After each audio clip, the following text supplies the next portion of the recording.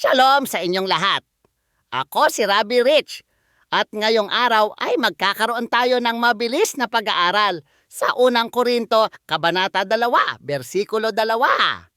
Sa bersikulong ito, sinabi ni Apostol Pablo, sapagkat ipinasiyawata kung walang anumang malaman sa gitna ninyo maliban kay Hesukristo at sa kanya na ipinako sa krus. Ngayon, isipin ninyo kung sino si Pablo. Siya ay isang taong may makamundong karunungan dahil nag-aral siya ng Judaismo sa ilalim ng isa sa mga nangungunang guro na si Gamaliel. Kaya niyang makipagdebate sa pinakamagagaling gamit ang kanyang talino. Ngunit sa halip, ipinasiya niyang huwag magkaroon ng ibang kaalaman kundi ang ebanghelyo ni Yeshua na Mesiyas. Naunawaan ni Pablo na noong lumapit siya kay Kristo, hindi ito dahil sa karunungan ng tao, kundi sa pamamagitan ng direktang interbensyon at kapangyarihan ng Diyos. Nagtiwala siya sa kapangyarihan ng Diyos na gawin sa iba ang katulad ng ginawa nito sa kanya.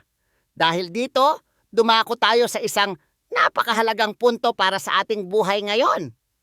Madalas nating nakikita ang sobrang pagpapakitang gilas ng personalidad sa pagpapahayag ng ebanghelyo.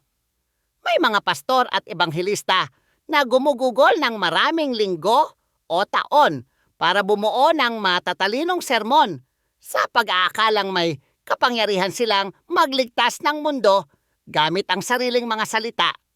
Ngunit gaya ng ipinakita ni Pablo, wala tayong kapangyarihang magligtas sa pamamagitan ng sariling salita. Bago tayo magpatuloy, nais ko kayong tanungin.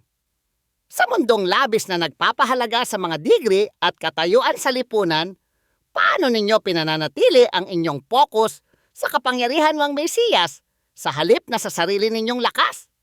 Mangyaring ibahagi ang inyong mga saloobin at tumugon sa comment section sa ibaba. Gusto ko kayong mapakinggan.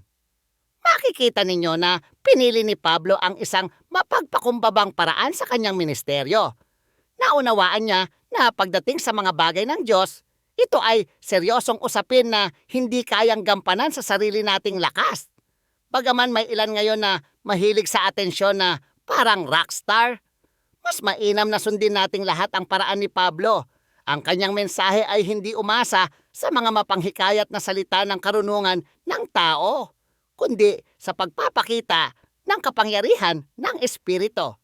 Ito ay upang ang inyong pagtitiwala ay hindi masandig sa karunungan ng tao, kundi sa kapangyarihan ng Diyos. Hanggang sa muli, panatilihin ang inyong paningin sa Mesiyas. Shalom!